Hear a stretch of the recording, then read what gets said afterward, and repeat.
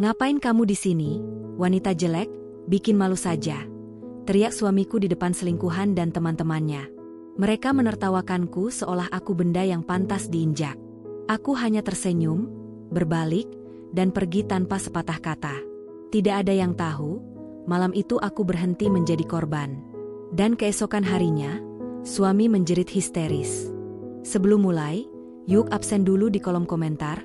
Dari kota mana saja? Sobat Kisah? Jangan lupa like dan subscribe ya. Dukunganmu membuat channel ini terus berkembang dan bisa menyajikan cerita yang lebih seru. Terima kasih. Namaku Larasati Permata, perempuan yang tidak pernah menyangka perjalanan hidup rumah tanggaku akan berakhir di sebuah ruangan penuh tawa yang memecah harga diri. Aku dibesarkan dari keluarga sederhana, tetapi keluargaku selalu mengajarkan bahwa kesetiaan bukan kelemahan. Selama ini, aku memegang itu seperti nafas. Setia pada suami, setia pada komitmen, setia pada rumah yang kubangun dengan hati dan tenaga. Aku menikah dengan Reza, seorang pria yang dulu kutemui dalam perjalanan bisnis ayahku. Reza menatapku seolah aku hadiah terbaik dalam hidupnya. Cara ia menggenggam tanganku membuatku percaya, cinta tidak perlu dikejar, ia datang sendiri. Aku menjadikannya pusat arah hidupku. Selama bertahun-tahun aku berusaha terlihat pantas, berusaha masuk ke lingkaran sosialnya yang glamor, berusaha belajar berbusana, berperilaku, dan berbicara agar tidak mengecewakannya. Tapi hari itu, semua keyakinanku pecah seperti kaca dilempar ke lantai marmer. Pesta ulang tahun itu berlangsung di rumah seorang kolega Reza. Rumah besar dengan chandelier mewah, penuh perempuan bergaun gemerlap dan laki-laki berisi omong kosong tentang saham, bisnis, dan siapa lebih kaya dari siapa. Aku masih memegang segelas minuman yang sejak tadi tidak tersentuh, hanya agar tanganku tidak terlihat gemetar.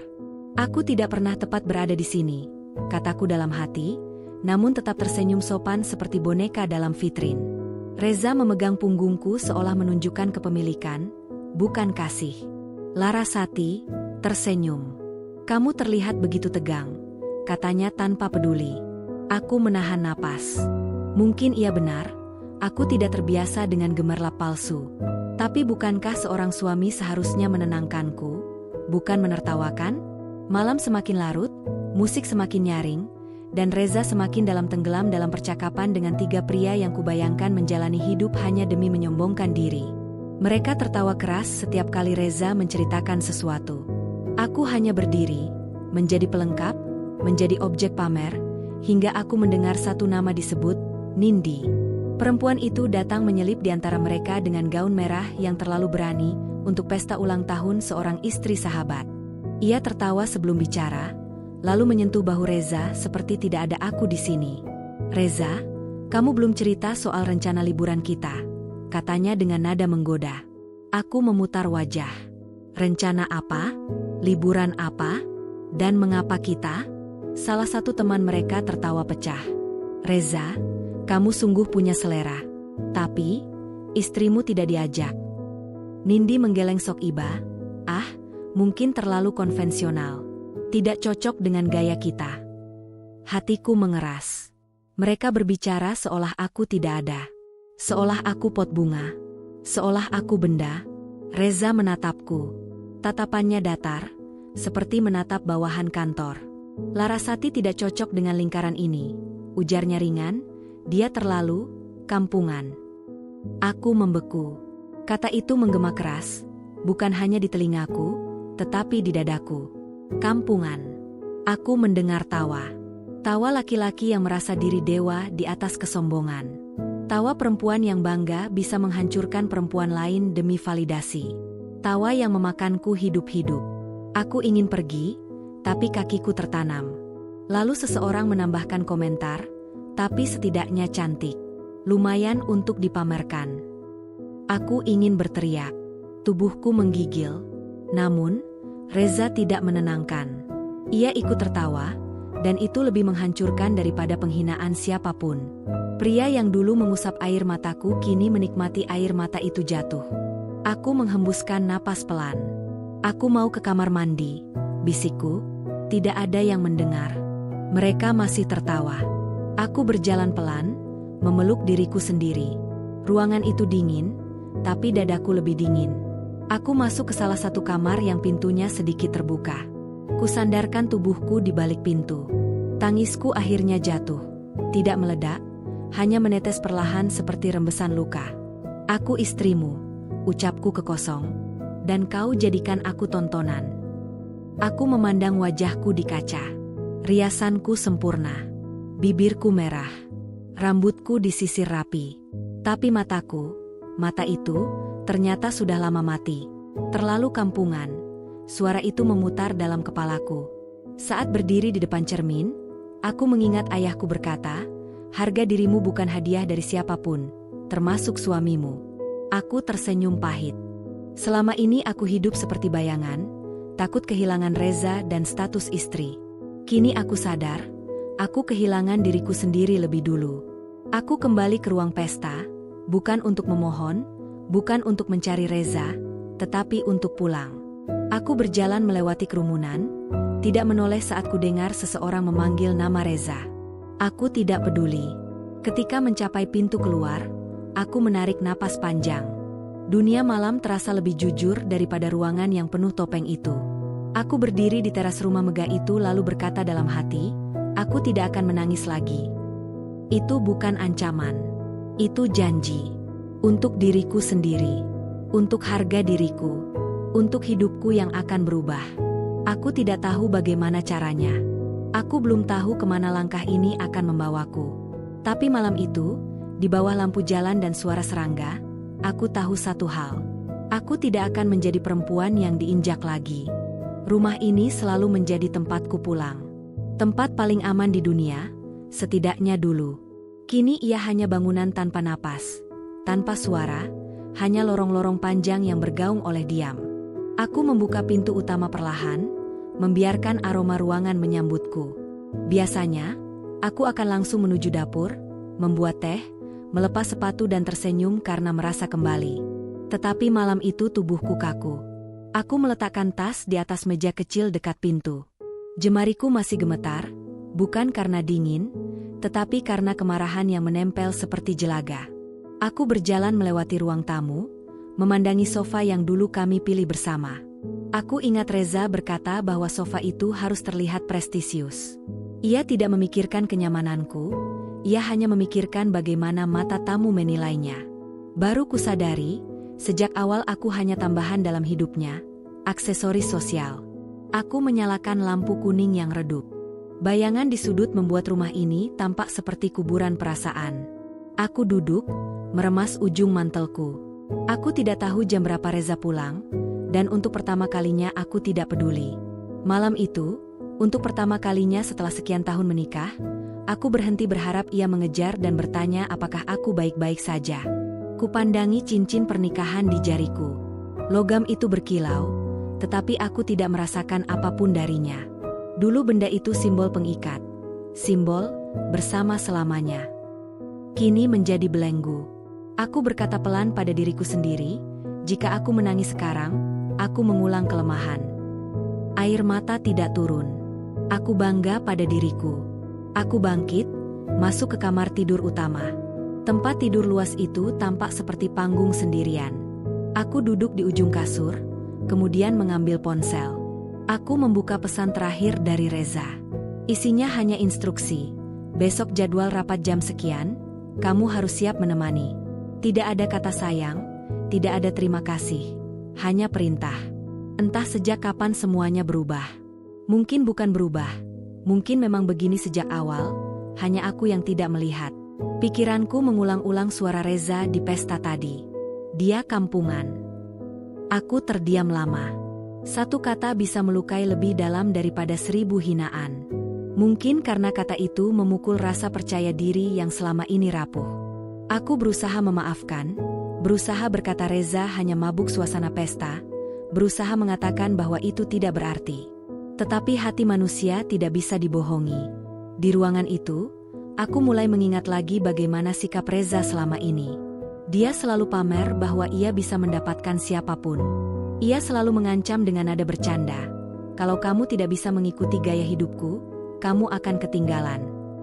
Aku tertawa, padahal hatiku takut. Aku selalu ingin menjadi perempuan yang menenangkan rumah, bukan menimbulkan pertengkaran. Tapi ternyata kesantunan bisa menjadi senjata orang lain untuk merendahkanmu. Jam menunjuk angka malam menjelang pagi ketika suara pintu depan berderit. Reza akhirnya pulang. Aku mendengar langkah sepatunya beradu dengan marmer. Detak jantungku sempat naik, bukan karena rindu, melainkan karena marah. Reza masuk kamar tanpa mengetuk. Ia langsung melepas jasnya sambil bertanya dingin, "Kenapa kamu pulang cepat? Tidak sopan meninggalkan pesta begitu saja." Nada suaranya tidak menyeratkan penyesalan.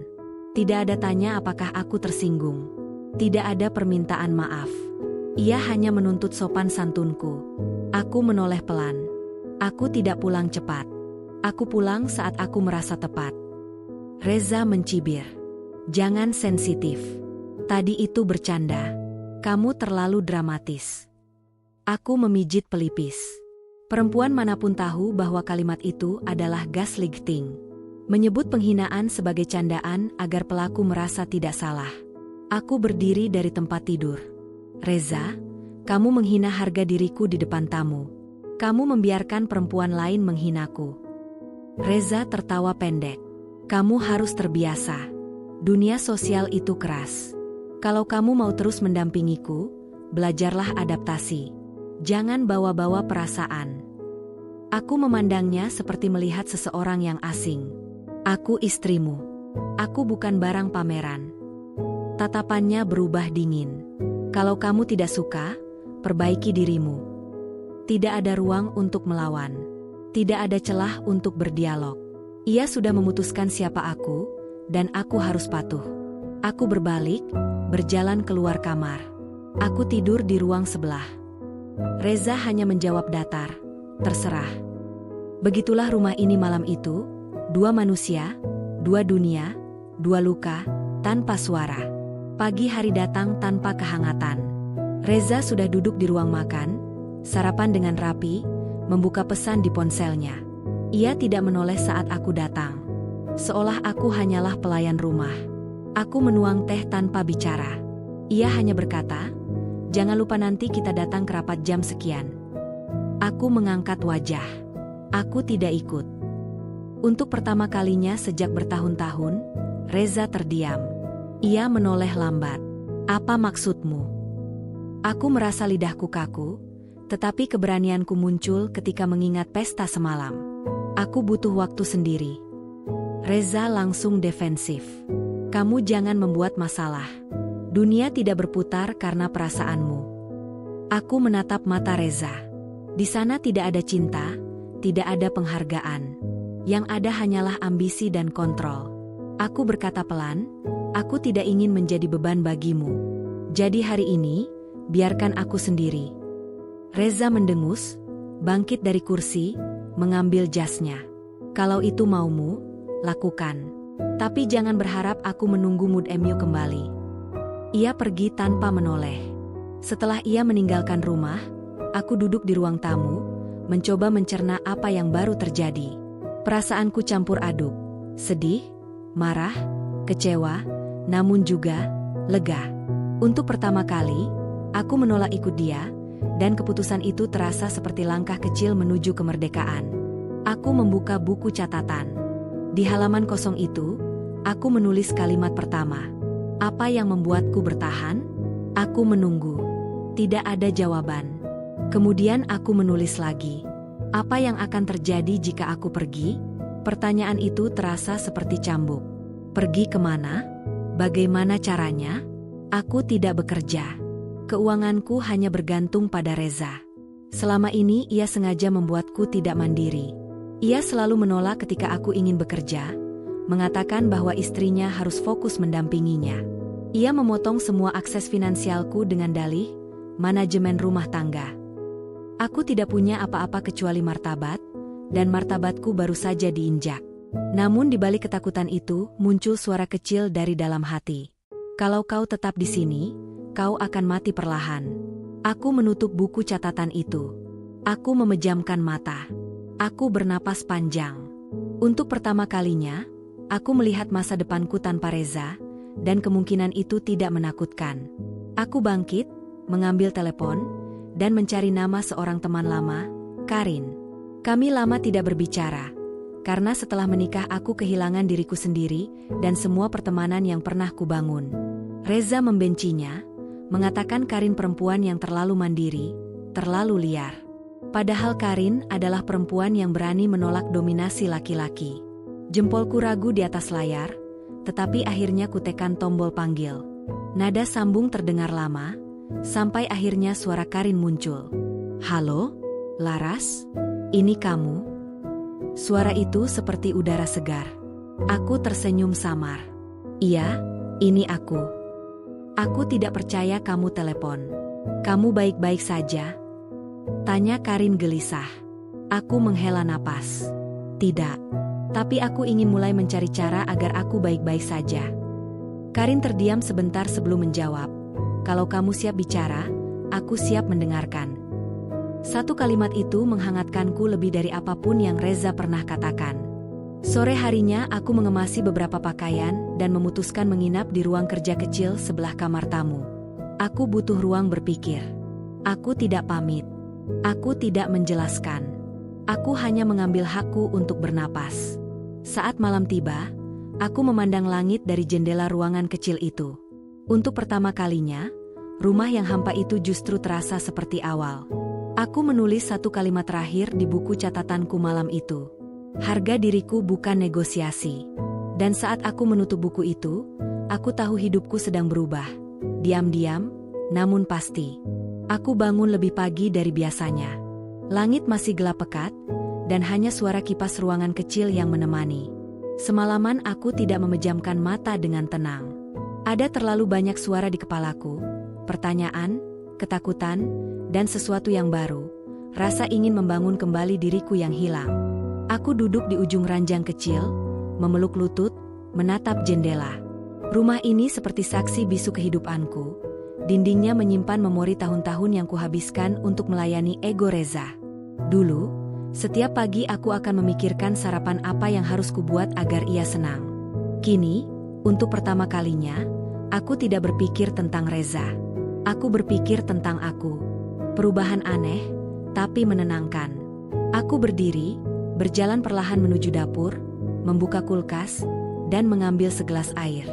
Aku tidak lapar, tetapi minum saja sudah cukup untuk mengingat bahwa tubuhku butuh dirawat. Ketika air mengalir melewati tenggorokanku, aku menyadari sesuatu. Selama ini aku selalu memprioritaskan Reza, bukan diriku sendiri. Bahkan kebutuhan paling dasar pun aku tanggalkan demi menuruti dia. Perlahan namun pasti, Reza menjadikan aku cermin. Aku hanya memantulkan yang ia mau. Sekarang, aku ingin pecahkan cermin itu. Jam menunjukkan matahari mulai muncul ketika ponselku berbunyi. Nama Reza terpampang. Aku menghela napas, membiarkan telepon itu berdering sampai mati. Begitu berhenti, ia menelepon lagi. Aku tetap tidak mengangkat. Ada pesan masuk. "Jangan kekanak-kanakan. Kita harus bicara." Pesan pendek, bernada perintah. Aku membacanya tanpa emosi. Aku membiarkan notifikasi menghilang. Aku tidak ingin bicara apapun sebelum aku memastikan pikiranku tidak kembali ke pola lama. Takut, tergantung, tunduk. Aku duduk di kursi ruang makan. Di atas meja ada beberapa dokumen yang dulu sering dipegang Reza, kontrak, laporan keuangan, jadwal pertemuan. Aku jarang menyentuhnya, karena Reza mengatakan bahwa dunia bisnis bukan tempatku. "Kamu tidak akan paham," katanya berkali-kali. Kini aku menyentuh dokumen itu, membuka satu persatu. Tulisan kecil dan angka-angka panjang terlihat asing, tetapi sesuatu dalam diriku tertarik. Aku bukan tidak mampu memahami ini. Aku hanya tidak pernah diberi kesempatan. Selama ini, Reza memastikan aku tidak punya akses pada uang. Rekeningku hanya diisi saat ia ingin. Pembayaran tagihan dikelola oleh asistennya. Ia membangun sistem agar aku selalu tergantung padanya. Menyadari hal itu membuat dadaku panas. Aku mengambil buku catatanku dan menulis. Langkah pertama, akses finansial sendiri. Bagaimana caranya? Aku harus punya rekening bank yang tidak diketahui Reza. Aku harus punya pemasukan. Aku harus punya dokumen identitas yang lengkap. Semua itu tampak besar, tetapi aku tahu harus dimulai dari sesuatu. Sebelum aku sempat berpikir panjang, Ponselku kembali berbunyi, kali ini dari nomor lain. Namanya muncul, Karin. Aku menarik napas, lalu mengangkat. Halo. Suara Karin terdengar lembut tetapi tegas. Pagi. Aku tidak bisa berhenti berpikir sejak kamu menelepon kemarin. Kamu benar-benar baik. Aku tersenyum kecil. Aku belum baik. Tapi aku ingin menjadi baik. Itu awal yang bagus, jawab Karin. Mau ketemu hari ini? Aku ada waktu di siang. Aku menatap pintu rumah yang tertutup, kemudian menjawab tanpa ragu, aku akan datang. Aku mandi, bersiap, dan mengenakan pakaian sederhana namun rapi. Tidak ada riasan wajah berat. Aku ingin tampil sebagai diriku sendiri, bukan boneka sosial Reza. Di ruang tamu, ponsel berbunyi lagi, Reza. Aku biarkan. Lalu mesajnya muncul. Kita harus ke pertemuan malam ini. Jangan kecewakan aku lagi. Dulu aku akan panik. Dulu aku akan meminta maaf. Kini aku hanya menatap pesan itu, merasa kasihan. Bagaimana mungkin seorang laki-laki menganggap penghinaan dapat dianggap ringan dan dilupakan begitu saja? Aku mengirim satu pesan singkat. Aku punya urusan. Jangan tunggu. Hanya itu. Tidak ada penjelasan tambahan. Tidak ada alasan. Aku tidak ingin memberi ruang untuk merendah lagi. Perjalananku menemui Karin seperti kembali menjemput identitasku yang hilang. Aku mengendarai mobil kecil yang selama ini jarang kugunakan tanpa izin Reza. Setiap meter dari perjalanan ini terasa seperti perlawanan. Karin menungguku di sebuah kafe kecil bercat krem, aromanya kopi dan kayu manis. Begitu aku masuk, ia bangkit dan langsung memelukku. Pelukan itu seperti membalut luka yang belum sembuh. Aku senang kamu datang, katanya pelan. Kami duduk. Karin memesan 2 gelas kopi tanpa bertanya. Ia ingat kesukaanku. Aku tidak tahu harus mulai dari mana, ucapku. Karin menatapku dengan mata penuh perhatian. Tidak usah mulai dari cerita panjang. Mulai dari diri kamu sendiri. Apa yang kamu inginkan? Pertanyaan sederhana, tetapi aku terdiam. Seolah aku lupa cara menginginkan sesuatu. Aku ingin martabatku kembali, jawabku jujur. Suaraku gemetar. Aku ingin berhenti hidup seperti robot dalam rumah tangga yang hanya menguntungkan satu pihak. Karin mengangguk pelan. Artinya kamu butuh daya. Daya itu datang dari kemandirian, khususnya finansial. Kamu siap? Aku menghela napas panjang. Kata, siap, terdengar besar. Aku harus siap. Karin tersenyum. Aku punya pekerjaan paruh waktu untukmu. Tidak besar, tapi cukup untuk memulai. Aku butuh seseorang membantu data administrasi. Kamu belajar sambil berjalan. Mataku melebar. Kamu yakin aku bisa? Karin memiringkan kepalanya dan berkata, Laras, Reza membuatmu merasa bodoh. Bukan karena kamu bodoh, tetapi karena ia ingin kamu bergantung. Kamu perempuan pintar. Kamu hanya dicuri kesempatannya. Kata-katanya membuat sesuatu dalam diriku runtuh. Pertahanan, kepura-puraan kuat, rasa takut gagal. Dadaku panas. Aku mengepalkan tangan. Iya, kataku akhirnya. Aku mau belajar. Karin mencondongkan tubuh. Bagus. Besok kita mulai. Tapi sebelum itu, kamu harus punya rekening yang hanya kamu kendalikan. Aku bantu buka. Jantungku berdetak cepat. Rasanya seperti akan melakukan kejahatan, padahal itu hakku sendiri. Aku mau, ujarku pelan. Karin menatap langsung ke mataku. Larasati, kamu tidak mengambil hak Reza. Kamu hanya mengambil kembali hakmu sendiri. Ketika mendengar itu, sebuah rasa bebas merayap perlahan dari tulang belakangku. Sepulang dari kafe itu, semangatku membuncah tapi juga bercampur ketegangan. Aku seperti berada di tepi jurang. Langkah maju bisa menyelamatkan, tapi juga menakutkan. Namun, jika aku terus mundur, aku akan terjebak selamanya. Aku membuka pintu rumah. Suasana masih sama, sunyi, kosong, dingin. Aku mendengar pesan suara dari Reza yang masuk. Kamu semakin tidak sesuai. Kalau kamu ingin mempertahankan pernikahan ini, berhenti bermain sandiwara. Aku memegang ponsel itu lalu tersenyum samar. Bukan senyum bahagia, senyum paham. Reza mulai gelisah karena aku tidak berada di bawah kontrolnya. Aku berucap sangat pelan, aku tidak sedang mempertahankan pernikahan. Aku mempertahankan jiwaku. Malam tiba. Rumah terlalu sepi. Aku duduk lagi di depan meja, membuka laptop yang jarang kugunakan. Aku ingin mulai mengerti dunia yang selama ini dikuasai Reza seorang diri. Aku mencari beberapa artikel tentang manajemen keuangan dasar, tentang pentingnya kontrol aset dalam pernikahan, tentang perlindungan hukum perempuan. Setiap kalimat adalah tamparan kesadaran. Selama ini semua aset atas nama Reza. Semua dokumen disimpan di brankas kantor. Aku tidak tahu total anggaran rumah. Aku tidak tahu cicilan properti. Aku tidak tahu siapa akuntan yang menangani perusahaan. Itu bukan kebetulan. Itu dirancang. Aku menulis lagi di bukuku. Langkah kedua, pelajari aset Reza. Tidak untuk mencuri. Bukan untuk balas dendam. Tapi untuk memastikan aku tidak mati tercekik jika suatu hari keluar dari pernikahan ini. Aku memejamkan mata. Di balik gelap kelopak, aku melihat bayangan diriku di pesta. Berdiri sendiri, dihina, ditertawakan. Rasa sakit itu seperti energi baru. Bukan untuk menjatuhkan Reza, tapi untuk membangkitkan aku. Pukul mendekati malam larut ketika pintu depan terbuka keras. Reza masuk. Aku bisa merasakan amarahnya dari nadanya melangkah. Ia muncul di depan ruang kerja dengan wajah kusut. Kamu sengaja tidak hadir malam ini. Klien bertanya soal kamu. Kamu mempermalukan aku. Aku memandang monitor, tidak langsung menjawab. Lalu aku berkata, aku tidak mempermalukan siapapun.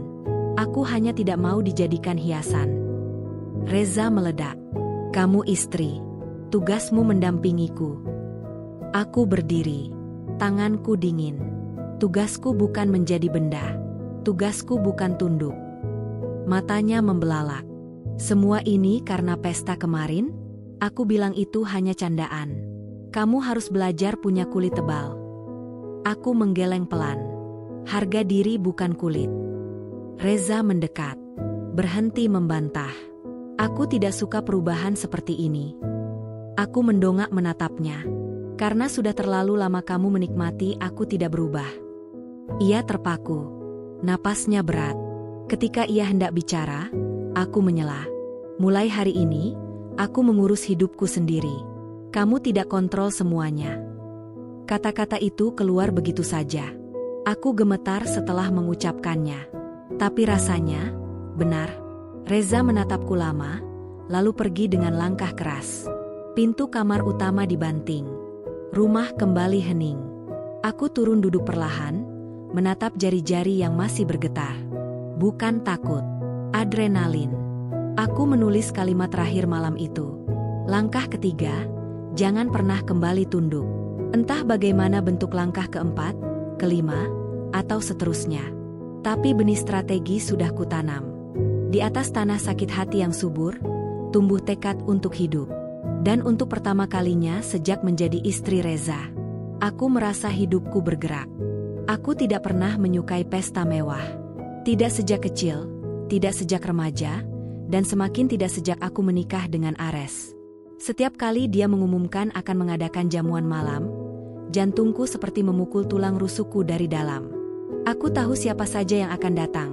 Teman-temannya yang merasa dunia ini milik mereka, para istri yang sibuk memamerkan berlian yang ukurannya bisa membayar cicilan rumah selama bertahun-tahun, dan tentu saja, gundik itu.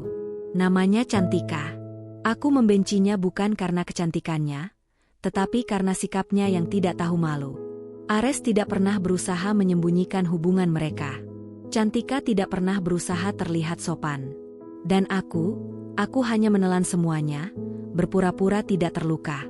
Malam itu, aku berdiri di depan cermin kamar, merapikan riasan tipisku. Gaun hitam sederhana yang kupilih terlihat terlalu polos dibandingkan gaun-gaun mencolok milik wanita lain. Tapi aku tidak ingin terlihat seperti mereka. Aku ingin terlihat diriku.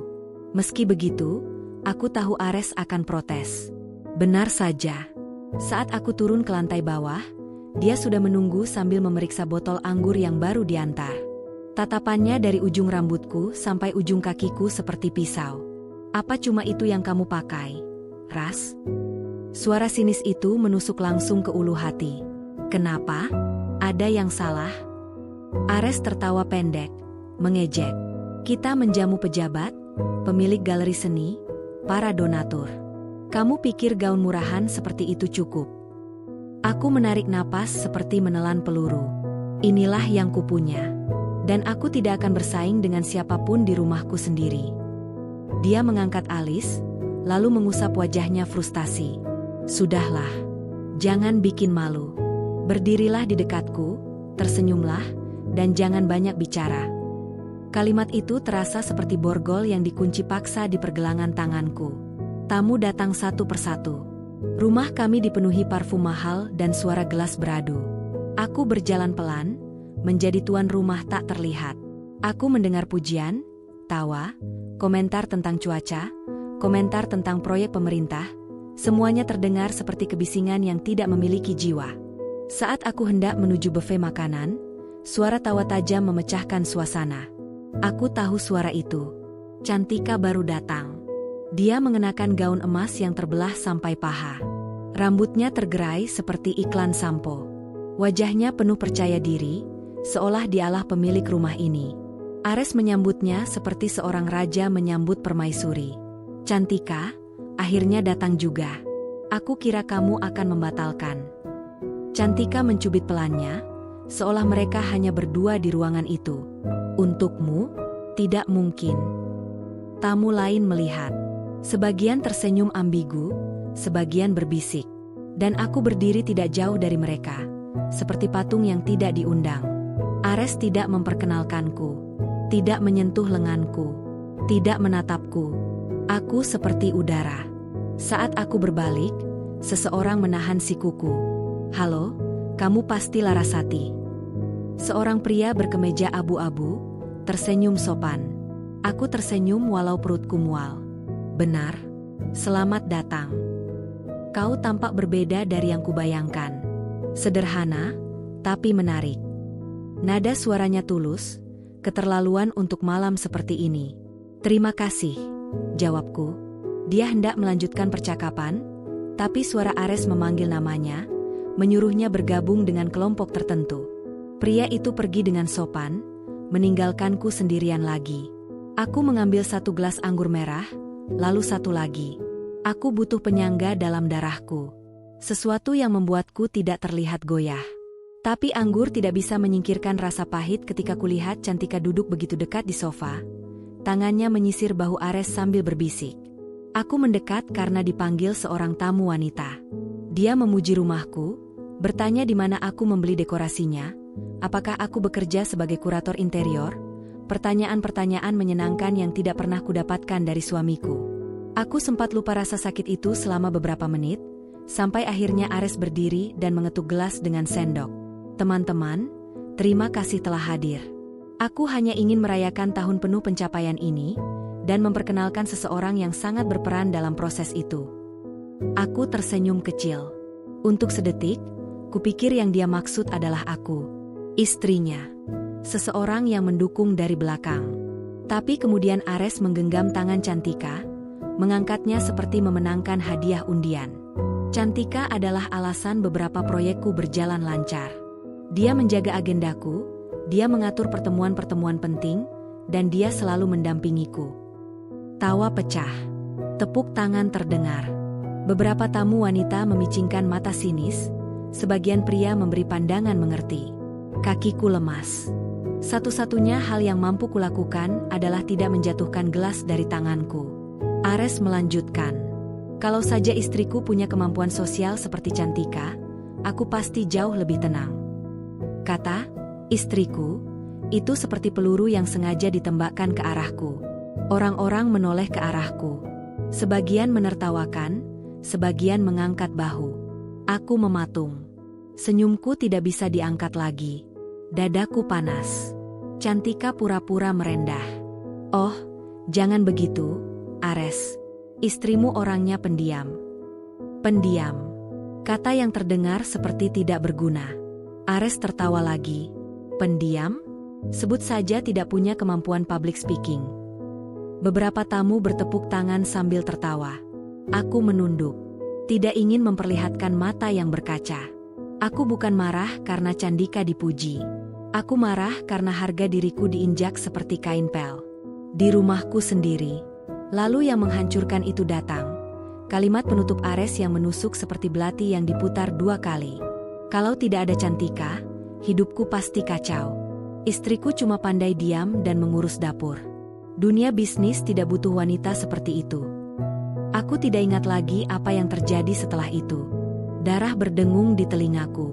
Dadaku naik turun. Aku ingin berteriak. Aku ingin berjalan ke arah mereka dan memecahkan botol anggur di meja.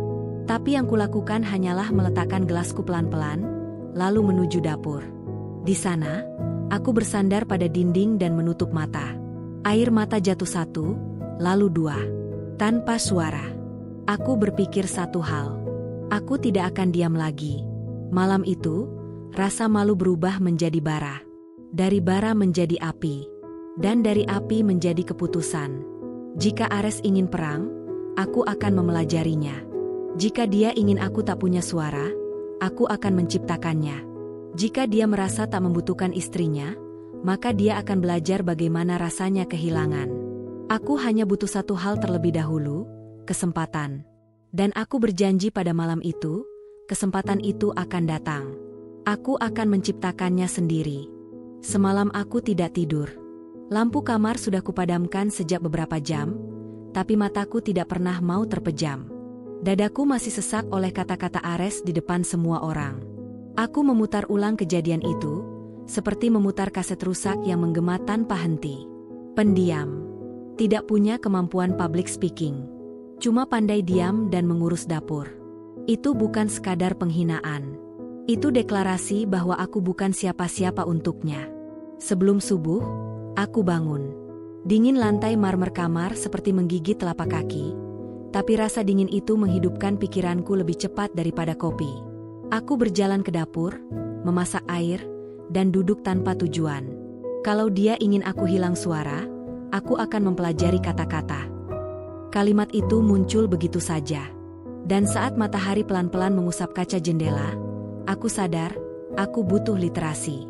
Bukan buku sastra membosankan yang pernah kubaca di sekolah. Aku butuh pengetahuan praktis. Sesuatu yang bisa kugunakan. Sesuatu yang bisa memperdaya. Aku mengambil laptopku, membuka mesin pencarian, dan mulai mengetik satu kata. Komunikasi. Dari kata itu aku merambat pada public speaking, negosiasi bisnis, body language, sampai pada hal-hal yang lebih menggoda, social manipulation dan psychological persuasion. Aku membaca semuanya seperti meneguk air setelah hampir mati kehausan. Semua artikel membicarakan satu tema. Kekuatan kata. Selama ini, aku diam karena aku berpikir diam adalah bentuk sopan santun. Diam adalah bentuk kesabaran. Diam adalah bentuk cinta. Ternyata diam hanya membuatku diinjak, disisihkan, dipermalukan. Aku menyadari sesuatu yang pahit. Bahwa sebagian besar hidupku dihabiskan mengikuti instruksi Ares. Diam, tersenyum, jangan ribut, jangan banyak bicara, biarkan dia memimpin. Dia tidak pernah bilang aku mencintaimu. Dia hanya bilang butuh aku karena aku patuh. Hari itu, setelah membaca begitu banyak artikel, aku menutup laptop dan menyandarkan dahi pada meja. Aku harus berubah. Bukan berubah menjadi Cantika. Bukan menjadi wanita yang mengandalkan paha terbuka dan parfum mahal. Aku akan berubah menjadi seseorang yang mampu memengaruhi ruang tanpa harus pamer kulit. Seseorang yang perkataannya bisa menikam jauh lebih dalam daripada gaun mewah. Lalu semuanya semakin jelas ketika aku menerima pesan dari nomor tak dikenal. Bu Larasati, ini Dina. Saya yang tadi malam memakai blus putih. Kita sempat berbincang soal dekorasi ruang tamu Anda. Jika berkenan, saya ingin mengundang Ibu ke pertemuan komunitas seni minggu ini. Kami butuh pemilik rumah seperti Anda untuk kolaborasi pameran. Aku membaca ulang pesannya 3 kali. Dina, ya, aku ingat wanita itu. Yang memuji selera interiorku dengan jujur. Ares mungkin menganggapku tidak punya nilai. Tapi dunia luar mungkin melihatku berbeda. Tanpa berpikir panjang, aku mengetik balasan. Saya bersedia hadir. Terima kasih atas undangannya. Jariku gemetar. Bukan karena takut, karena ini langkah pertama. Minggu itu berjalan lambat, seperti menahan napas. Ares tidak mengajak bicara. Dia sibuk dengan gawai, rapat, atau mungkin Cantika. Aku tidak peduli. Pada hari komunitas seni mengadakan pertemuan, aku bersiap-siap sendiri. Aku memilih blus putih polos dan celana hitam. Rambut kuikat rapi. Wajahku hanya memakai riasan ringan. Aku ingin mereka melihatku sebagai kredibel, bukan pamer. Saat aku turun, Ares menghentikan aku di ruang keluarga. "Kemana kamu?" Nada itu seperti polisi menahan tersangka. "Ada pertemuan. Undangan dari komunitas seni." Ares memicingkan mata, seperti mendengar hal absurd. "Untuk apa kamu ke sana?" "Mereka butuh ibu rumah tangga yang bisa nyapu rumah." Burung darahku hampir pecah. Tapi aku tersenyum.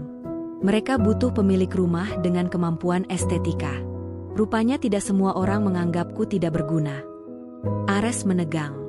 Bukan karena kalimatku kasar, aku mengatakannya dengan tenang. Tapi karena untuk pertama kalinya sejak bertahun-tahun, aku membalas. Dia tertawa mengejek. "Sok percaya diri. Jangan memalukan namaku di luar sana." Aku menatap matanya, dan kali ini aku tidak menunduk. "Namamu sudah kamu malukan sendiri." Dia terdiam. Kalimat itu membuat pipinya berubah merah marah. Lalu aku berjalan pergi tanpa menunggu jawabannya. Pertemuan itu berlangsung di sebuah kafe dengan desain minimalis. Orang-orang duduk di kursi kayu, dan temboknya dipenuhi lukisan abstrak. Semua terlihat santai tapi elegan. Dina menyambutku dengan hangat. "Bu Larasati, senang sekali bisa bertemu lagi." Aku mengangguk sopan. "Terima kasih sudah mengundang saya." Percakapan mengalir begitu saja. Mereka bertanya tentang gaya interior rumahku, bagaimana aku memilih warna, bagaimana aku membuat ruang tamu terasa tanpa tekanan, dan aku menjawab semuanya dengan lancar. Tidak ada perasaan canggung. Tidak ada Ares yang mengatur napasku. Tidak ada Cantika yang menatap sinis. Aku lupa bahwa aku pernah disebut tidak bisa berkomunikasi. Lalu seorang pria paruh-baya, ketua komunitas, mencondongkan tubuhnya. "Begini, Bu. Kami sedang merencanakan pameran seni untuk kolektor baru. Kami butuh rumah yang menjadi venue awal. Rumah Ibu cocok untuk itu, pencahayaan dan layoutnya luar biasa." Jantungku berdebar. Aku meneguk teh jahe kecil di depanku. Itu kehormatan besar. "Apa rencananya?" Dina menyambung. "Kami butuh host yang mengatur konsep ruangan, menyambut tamu, menjelaskan karya." Aku terdiam sesaat. Itu berarti public speaking. Itu berarti membawakan mini event. Suara Ares langsung mengiang. "Istriku cuma pandai diam dan mengurus dapur." Aku tersenyum kecil dan mengangguk. "Saya bersedia. Saya akan mempelajari semuanya." Semua mata di meja itu tampak puas. Sebelum pulang, Dina memberi satu kotak kecil. "Saya pikir ini bisa membantu. Buku favorit saya." Aku membukanya di mobil. Judulnya adalah tentang berbicara dengan magnetisme kehadiran. Aku menahan senyum. Seperti semesta ikut berkomplot. Malamnya, Ares masih di ruang keluarga. Dia tidak bertanya apapun. Bahkan setelah aku meletakkan kotak buku itu di atas meja. Dia berdehem seolah terpaksa. "Bagaimana? Rapat nyapu rumah MU?" Aku menyalakan lampu ruang kerja. Berhasil menambah jaringan. Rumah kita mungkin akan menjadi venue pameran seni. Ares tertawa keras. "Pameran? Kamu pikir dunia seni akan mendengarkan kamu bicara? Yang benar saja." Aku meraih buku itu, membolak-balik halaman pertama, lalu menatap suamiku. "Kalau kamu bisa, aku bisa." Ares berdiri. "Jangan mempermalukanku, Larasati." Aku menghela napas. "Itu bukan tugasku. Kamu sudah ahli melakukannya sendirian." Kali ini, Ares tidak menjawab. Dia masuk ke kamar dan membanting pintu. Saat aku sendiri di ruang kerja, kutatap halaman buku itu. Membaca bukan balas dendam. Belajar bukan balas dendam. Tapi keduanya adalah bahan bakar. Malam itu aku menyadari benih pertama telah tumbuh. Keberanian kecil, ambisi kecil. Dan untuk pertama kalinya dalam waktu sangat lama, saat kulelapkan kepala di bantal, aku tersenyum. Karena aku tidak lagi hanya memikirkan api dendam. Aku mulai merakit peta strategi. Kesempatan sudah mengetuk pintu. Dan aku berniat membukakannya selebar mungkin. Hari demi hari berjalan seperti jarum yang menembus kulit pelan-pelan. Tidak selalu berdarah, tapi cukup untuk meninggalkan nyeri mendalam. Ares masih menjadi Ares. Dingin, sombong, dan meyakini dirinya pusat gravitasi. Namun ada satu hal yang ia tidak sadari, aku tidak lagi mengorbit padanya. Aku mulai bangun lebih awal dari biasanya. Setelah sarapan sederhana, aku membaca buku tentang komunikasi, menonton seminar daring, dan menuliskan intisari pelajaran di notebook kecil. Semua kulakukan diam-diam, seolah aku menyimpan makhluk kecil berbahaya yang tidak boleh dilihat suamiku. Di sore hari, aku berdiri di depan cermin, berlatih mengenalkan diri, menyatukan napas dengan kata, menghitung ritme jeda, memperbaiki cara menatap, mengatur tubuh supaya tidak lunglai. Aku tidak ingin menjadi pembicara handal. Aku ingin menjadi senjata. Ketika Dina kembali menghubungi untuk membicarakan rencana pameran, aku menerima panggilan itu dengan suara mantap. Kita bisa mulai survei lokasi besok. Saya siapkan ruangan tamu dan area samping. Aku mendengar kekagumannya di seberang sambungan. Larasati, Anda terdengar sangat siap. Jauh lebih siap dari banyak host yang kami temui. Aku menutup telepon dengan hati menghangat. Validasi seperti itu menambah nyawa baru pada tulangku. Namun, semakin dekat hari pameran, semakin jelas bahwa panggung yang kurancang bukan hanya untuk seni. Ini panggung untuk menghancurkan Ares. Pada hari survei, 3 orang dari komunitas datang bersama Dina. Mereka berjalan di antara ruang tamu, mendiskusikan lantai, pencahayaan, dan penempatan karya. Aku memperhatikan semuanya, mengusulkan penataan cahaya, mengarahkan posisi furnitur. Mereka tak berhenti memuji kepekaanku. Sens komposisi Anda sangat organik. Ruang ini terlihat seperti galeri butik. Kalau Anda mengelola event, pasti akan sukses. Bukan pujian yang membuatku melayang, tapi efek domino yang kubayangkan. Ares tidak akan tahan melihat dunia memujiku. Dia terbiasa menjadi raja. Dia tidak tahu cara hidup berdampingan dengan seseorang yang bersinar tanpa kendalinya. Tapi aku tidak terburu-buru. Aku ingin semuanya matang. Seperti daging yang dimarinasi, hingga setiap seratnya menyerap bumbu dendam. Malam itu, Ares pulang dari kantor. Ia menghempaskan jasnya ke sofa, kebiasaan buruk yang selalu kulihat sebagai simbol kelelahan. Tapi malam ini aku melihatnya sebagai simbol kesombongan yang siap dipreteli. "Kamu sibuk apa, Ras?" tanyanya datar. "Menyiapkan pameran." Ares mendengus. "Masih soal itu?" Aku menutup laptopku. "Ya, masih soal itu." Tatapannya meruncing. "Kamu pikir itu akan membuatmu terlihat berguna?" "Bukan pikir," jawabku. "Aku tahu."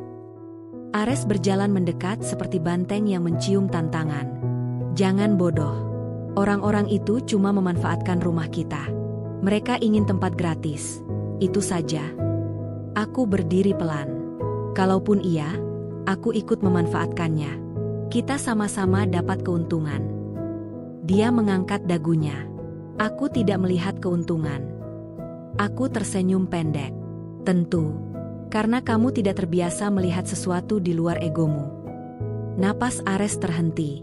Rahangnya mengeras. "Mulutmu mulai liar, Larasati." Diam-diam aku menikmati kalimat itu. Ia tidak tahu, mulut yang liar bisa menggoyahkan kerajaan angkuh. "Tidak," kataku. Mulutku baru mulai bicara.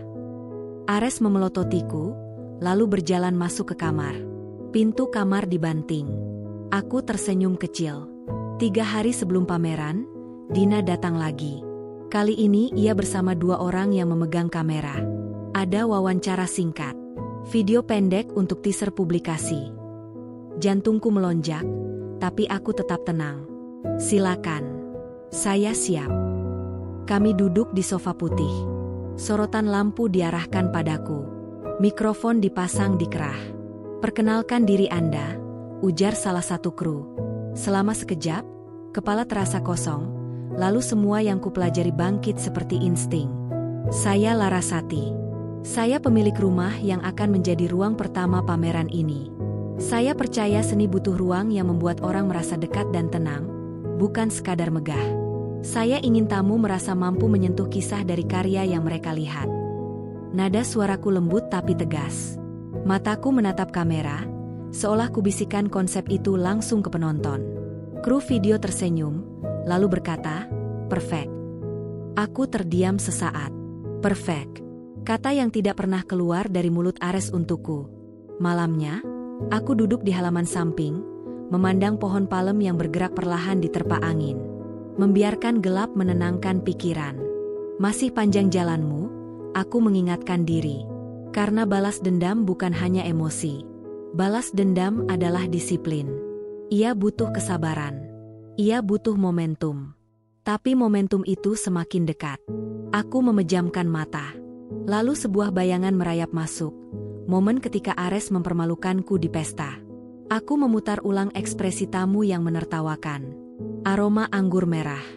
Lengan cantika di bahu suamiku. Darahku kembali panas. "Jika dia ingin menciptakan panggung untuk mempermalukanku," bisikku, "maka aku akan menciptakan panggung untuk meruntuhkannya." Satu hari menjelang pameran, rumahku bertransformasi. Furnitur direposisi. Dinding diberi space untuk figura. Rak kecil dipasang untuk katalog. Semua terlihat seperti galeri mini profesional. Ares melewati ruang tamu, menatap sekeliling tanpa ekspresi. Semua ini terlihat berlebihan. Aku menandai posisi terakhir sebuah lukisan. Berlebihan bagi yang tidak mengenal nilai estetika.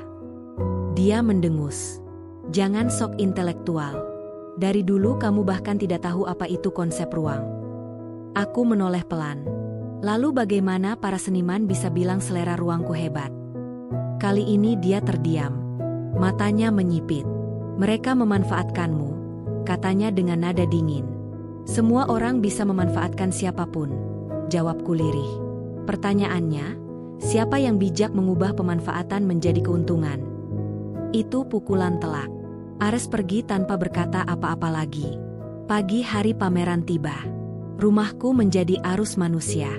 Seniman datang dengan karya dibungkus kain hitam. Tim media memeriksa pencahayaan. Dina memegang clipboard dengan catatan-catatan. Dan aku, berdiri di tengahnya, memegang daftar tamu, mengatur brief teknis. Pria kamera datang padaku. "Kami akan rekam sambutan awal Anda ya, Bu."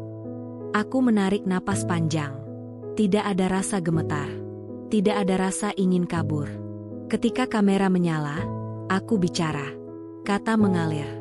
Gestur alami. Intonasi terukur. Tidak panjang, tidak berlebihan. Aku mendengar helaan takjub dari beberapa orang. Itu bukan kebetulan. Itu latihan. Itu amunisi. Ketika tamu mulai berdatangan, aku mempersilakan mereka masuk. Aku menjelaskan karya-karya. Aku menjadi jembatan percakapan. Lalu aku melihat Ares datang. Masih dengan arogan khas, tangan dalam saku, kepala sedikit rangkat, tatapan menilai. Tapi kali ini ia bingung. Ia melihatku bicara di depan 5 orang, membahas narasi seni seorang perupa yang mengangkat tema trauma generasional. Ia melihat tamu mengangguk-angguk padaku. Ia melihat 2 orang mencatat perkataanku. Ia melihat seseorang memuji keberanian pembawa acaranya. Ares meneguk ludah. Dan untuk pertama kalinya, aku melihat sesuatu yang tidak pernah terpikirkan sebelumnya. Ares sedang merasa kecil. Dia menatapku seolah sedang melihat makhluk baru. Seolah ia baru sadar bahwa senjata yang bertahun-tahun ia kutuk ternyata sedang mengarah tepat ke wajahnya. Namun puncaknya bukan itu. Puncaknya terjadi ketika salah satu tamu VIP, kolektor utama yang sangat dihormati, berhenti di depanku. Ia berkata keras, agar semua mendengar. "Siapapun yang melatih Anda berbicara, ia jenius. Anda punya bakat alami. Rumah ini, Anda, adalah paket ideal untuk event seni skala besar." Aku tersenyum. Saya melatih diri sendiri. Semua orang bertepuk tangan ringan. Ares membeku. Cantika, yang entah sejak kapan muncul, menggigit bibir. Dan aku tahu, ini awal dari kehancuran mereka. Karena pria yang pernah bilang aku hanya pantas di dapur, sekarang berdiri tepat di depan panggung yang kubangun, dan ia bukan siapa-siapa di dalamnya. Hari pameran itu menjadi percikan pertama. Tapi percikan bukan tujuan akhirku. Percikan hanya berfungsi mengundang oksigen, dan yang kubutuhkan adalah api besar. Api yang bisa membuat seorang pria yang terlalu lama berdiri di puncak percaya diri, akhirnya jatuh tersungkur, karena kakinya sendiri. Ares pulang lebih dulu sore itu tanpa sepatah kata pun. Tidak ada komentar, tidak ada hinaan, bahkan tidak ada cemooh. Dia diam. Dan diamnya bukan kemenangan untukku, diamnya adalah alarm. Laki-laki seperti Ares tidak akan diam jika dia tidak sedang menghitung sesuatu. Namun aku tidak takut. Karena untuk pertama kali, aku menyadari satu fakta sederhana. Aku tidak lagi berada di bawah kuasanya. Malam itu aku mandi air hangat, menutup mata dan membiarkan air jatuh dari kepalaku ke bahu, seakan membasuh semua penghinaan yang pernah terlempar pada pola hidupku. Aku berdiri cukup lama hingga kulit jari-jari keriput. Ketika keluar dari kamar mandi, kutemukan Ares duduk di kursi dekat jendela. Lampu kamar tidak menyala, hanya cahaya dari luar yang masuk seperti garis-garis tipis di wajahnya. "Penampilanmu tadi," ucapnya pelan. Aku mengeringkan rambut dengan handuk. "Ada yang salah?" "Tidak." Jawaban itu begitu pendek, hampir asing. Ares jarang mengakui hal yang tidak ia kuasai. Kali ini aku mendengar ketakutan terselip di situ. Aku duduk di sisi ranjang, memunggunginya. "Jika kamu khawatir akan terlihat kecil," kataku datar, "itu bukan salahku." Ares berdiri, menghampiri, dan berhenti tepat di belakangku. Suaranya rendah, bukan agresif, bukan marah, tapi gelisah. "Kamu tidak perlu memamerkan dirimu di depan orang." Aku menoleh. "Memamerkan?" "Ya, kamu seperti menantangku." Aku tercengang sejenak, lalu tersenyum pelan. "Ares, aku tidak sedang menantangmu. Aku hanya menunjukkan bahwa aku ada." Wajah Ares mengeras. "Aku tidak suka itu. Kamu tidak suka karena kamu terbiasa melihatku sebagai bayangan." Dia hendak menimpali, tapi aku sudah bangkit berdiri. Aku sudah lama hidup dalam diam. Sekarang aku belajar bicara. Itu saja. Aku melangkah ke pintu kamar dan pergi tidur di ruang kerja malam itu. Ares tidak mengejarku. Keesokan hari, teleponku mulai penuh. Video sambutan singkatku yang direkam oleh tim kamera telah diunggah. Komentar demi komentar muncul. Anggun sekali. Vokal yang jelas dan percaya diri. "Siapa dia? Kami butuh pembawa acara seperti ini. Host profesional." Aku membaca semuanya sambil menahan tawa kecil. Tidak pernah aku membayangkan bahwa aku, yang dituding tidak bisa berbicara, kini mendapat tawaran menjadi pemandu acara seni berikutnya. Dina menelepon siang itu. "Larasati, kamu mencuri perhatian. Banyak yang tertarik bekerja denganmu. Bahkan ada galeri yang meminta kontakmu." "Tentu," sahutku. Saya terbuka. "Saya juga ingin bicara serius. Apakah kamu bersedia menjadi bagian dari komite inti kami?" Aku terdiam sejenak, terkejut, tetapi sekaligus terikat visi. "Itu posisi penting," kataku berhati-hati. "Kamu punya kapasitas. Kamu bisa mengatur venue, kamu bisa bicara, dan kamu punya ketajaman rasa. Kami butuh kamu." Suara itu seperti lonceng kemenangan. Aku tidak langsung menjawab. "Beri aku 2 hari." Dina mengerti. Aku menutup telepon, menatap langit-langit ruang tamu. 2 hari bukan untuk berpikir apakah aku mampu. 2 hari adalah waktu yang kuberi untuk memikirkan langkah destruktif berikutnya. Jika aku bergabung, reputasiku akan hidup. Jika reputasiku hidup, Ares akan kesulitan menutup mulutku. Dan jika dia tidak bisa menutup mulutku, ia kehilangan kontrol. Itulah inti balas dendamku. Sore itu, Ares pulang dan mendapati ruang tamu masih penuh dengan katalog dan kartu nama. "Apa-apaan ini? Rumah kita seperti kantor." "Ya," Jawabku santai. Saya sedang merapikan kontak yang masuk. Ares memicingkan mata. Kontak? Kerja apa kamu sekarang? Sesuatu yang melibatkan otak. Kamu mungkin tidak biasa melihatku menggunakannya. Ares terdiam. Rahangnya bergerak, menahan amarah. Jaga mulutmu. Tidak, balasku. Aku jaga diriku sendiri. Ares menatap tumpukan katalog. Apa mereka membayar? Belum, tapi mereka menghormati. Ares tertawa pendek. Horm. Aku memotongnya. Hargaku naik, Ares. Kamu tidak bisa lagi menyuruhku diam. Warna wajahnya memerah. Kamu istri. Kamu tidak seharusnya jadi bahan tontonan publik. Aku mengangkat dagu. Kenapa? Kamu bisa membawa gundik di depan umum, tapi aku tidak boleh bawa reputasi. Itu sabetan paling telak minggu itu. Ares membuka mulut, tapi tidak ada kata keluar. Dia berbalik, meninggalkan ruangan tanpa kata. Malam kedua, Ares pulang larut. Dia baunya alkohol dan parfum wanita lain. Aku sudah tahu. Aku tidak peduli. Ketika dia membuka sepatu dan meletakkan tubuh di sofa, aku belum tidur.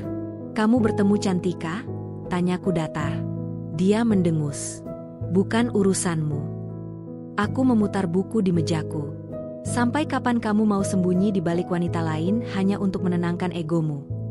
Ares segera duduk, wajahnya berubah gelap. Sampai kapan kamu mau mempermalukanku? Hah? Aku mendekat 2 langkah. Aku belum memulai.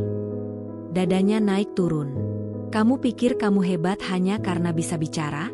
Kamu pikir orang-orang itu akan terus peduli? Dunia itu cepat bosan. Ras. Kamu cuma tren singkat. Pada akhirnya kamu akan kembali jadi istri yang duduk di dapur.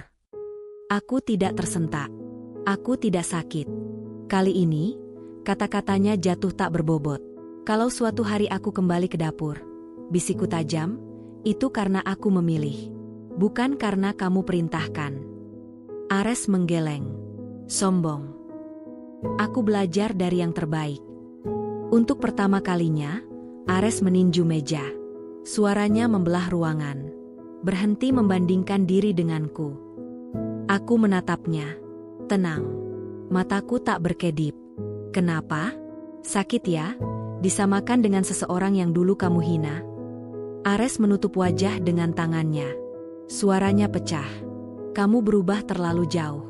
Aku tidak mengenalmu lagi. Aku menarik napas panjang. Aku tidak berubah. Aku adalah diriku yang sebenarnya, yang selama ini kamu kubur. Aku melihat matanya. Ada ketakutan, ada kemarahan, dan ada kehilangan. Kamu kehilangan kendali, Ares. Itulah masalahmu. Dia bangkit, meraih kunci mobil, dan keluar. Tidak kembali malam itu. Keesokan paginya, aku membuka pesan Dina. Tanpa ragu, aku menulis. Saya menerima jadi komite inti. Ketika kukirim pesan itu, rasanya seperti menandatangani dokumen kebebasan. Aku bukan lagi istri yang bergantung. Aku bukan lagi objek diam. Aku pemain. Dan Ares akan segera sadar bahwa seumur hidupnya, dia salah menilai ancaman. Ancaman bukan suara lantang. Ancaman adalah suara pelan yang terus tumbuh. Aku baru saja memastikan suaraku memiliki panggung. Dan Ares, yang selalu merasa menjadi pusat dunia, sebentar lagi akan sadar bahwa porosnya mulai retak. Aku selalu mengira penutup sebuah kisah akan terasa seperti pintu yang menutup pelan, meninggalkan bunyi lembut dan udara yang tenang setelahnya. Tetapi untuk hidupku, penutup itu terdengar seperti pintu yang dibanting keras, memecahkan sisa-sisa diam yang kupupuk bertahun-tahun. Tidak ada ketenangan, tidak ada sunyi, hanya keputusan. Setelah malam penghinaan itu, setelah undangan makan malam yang dijadikan panggung teater untuk melecehkan harga diriku, aku tidak pernah benar-benar tenang. Tatapan sahabat-sahabatnya yang tertawa. Ucapan ringkasnya yang menusuk dada. Keberadaan perempuan bernama Anindya yang diperlakukan seperti ratu.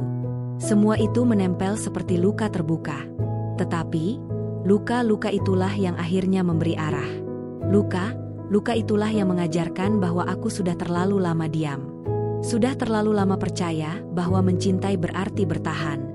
Hari itu, hari ketika aku menyerahkan berkas perceraian dan bukti-bukti perselingkuhannya, adalah hari paling jujur dalam hidupku.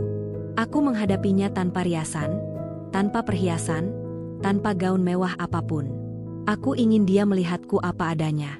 Bukan sebagai istri yang bisa ia bentuk sesuka hati, tapi sebagai perempuan yang menolak tunduk lagi.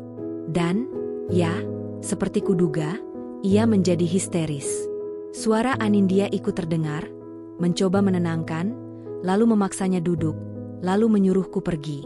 Dan aku tertawa. Tawa pendek yang tidak pernah terpikirkan bisa keluar dari mulutku. Aku tidak pergi karena kau yang menyuruh, kataku sebelum menutup pintu ruang tamu. Aku pergi karena aku memilih. Beberapa minggu setelah proses itu berlangsung, sebuah fragmen hidupku berubah rapi. Aku mendapat pesan dari kantor pusat perusahaanku. Mereka mengabarkan bahwa hasil audit program digital yang kupresentasikan di Bali mendapat dukungan pendanaan penuh. Dan yang lebih mengejutkan, mereka menunjukku sebagai penanggung jawab utama. Ada rapat besar. Ada ruangan penuh orang penting. Ada mikrofon. Dan untuk pertama kalinya dalam sekian lama, tidak ada Ayandra berdiri di sampingku. Tidak ada suara lelaki yang atur apa yang harus kukatakan. Tidak ada tatapan meremehkan. Aku sendiri. Dan anehnya, justru di kesendirian itu, aku lengkap.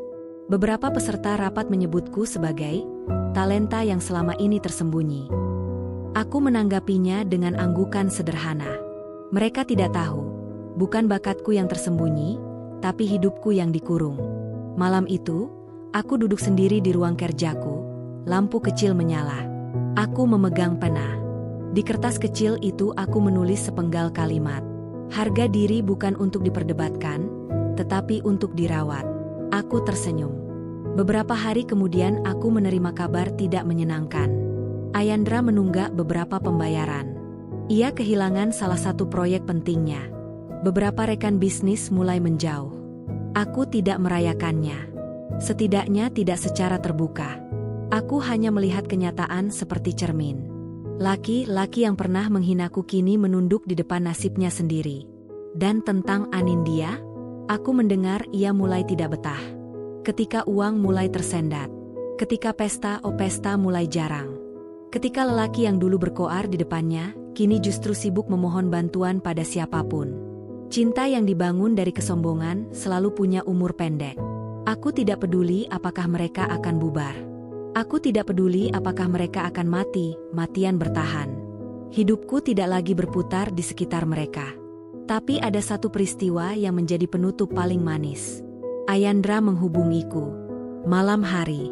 Suaranya terdengar kacau. "Lar," panggilnya dengan nada berat, "bisakah kita bicara?" "Apa yang ingin kau bicarakan?" Suaraku datar. Aku tidak menyangka semua jadi begini." "Diam." Aku pikir. Ia ragu. "Aku pikir kau akan kembali. Seperti biasanya." Aku hampir tertawa lagi. "Dengar," kataku pelan namun tegas, "kau menghina harga diriku di depan perempuan lain. Kau merendahkanku di depan sahabatmu. Kau menyuruhku diam dan menerima. Kau tidak pernah benar-benar mencintaiku, kau hanya mencintai kendali." "Aku salah," ia memotong. "Aku kehilangan pegangan." "Kau kehilangan seseorang yang kau kira tidak berani pergi," koreksiku. "Dan sekarang kau kaget karena ternyata aku bisa terbang." Ia terdiam lama. Lalu suara napas berat. "Aku menyesal, Lar. Sungguh. Aku tidak membencimu," jawabku tanpa ragu. "Aku hanya tidak ingin hidupku berputar di sekitar penyesalanmu." Aku menutup telepon itu duluan. Dan tidak ada bagian dari hidupku yang menuntut penjelasan lebih panjang. Maka tibalah aku di sini, duduk di balkon rumah kecil yang baru kusewa. Tidak ada marmer mewah. Tidak ada tangga berliku. Tidak ada lukisan mahal. Yang ada hanya kursi rotan, udara dingin, dan hatiku yang sangat ringan. Aku meminum teh yang masih hangat. Menatap lampu jalanan yang memantulkan sinar lembut. Dan untuk pertama kalinya dalam waktu yang lama, aku bertanya pada diriku dengan perlahan. "Larasati, Apa yang sebenarnya kau inginkan? Jawaban itu datang seperti embusan napas. Aku ingin hidup. Aku ingin tertawa. Aku ingin bangga pada diriku. Aku ingin dicintai tanpa harus meminta. Aku ingin dihargai tanpa harus berlutut. Balas dendamku bukan pada kehancuran seseorang. Balas dendamku adalah ketika aku tidak lagi tunduk. Ketika aku bisa berjalan tanpa memikirkan apakah aku cukup layak. Ketika aku bisa berkata pada diriku sendiri, terima kasih sudah berani pergi. Aku menutup hari itu dengan langkah kecil menuju ruang tengah. Aku menyalakan lampu. Ku terima bahwa hidup tidak membutuhkan penonton. Tidak perlu panggung mewah. Kadang, puncak kemenangan adalah ketika kita memilih diri sendiri. Dan begitulah ceritaku berakhir. Bukan sebagai istri yang disisihkan. Bukan sebagai perempuan yang dihinakan. Tetapi sebagai Larasati. Perempuan yang akhirnya pulang pada dirinya sendiri.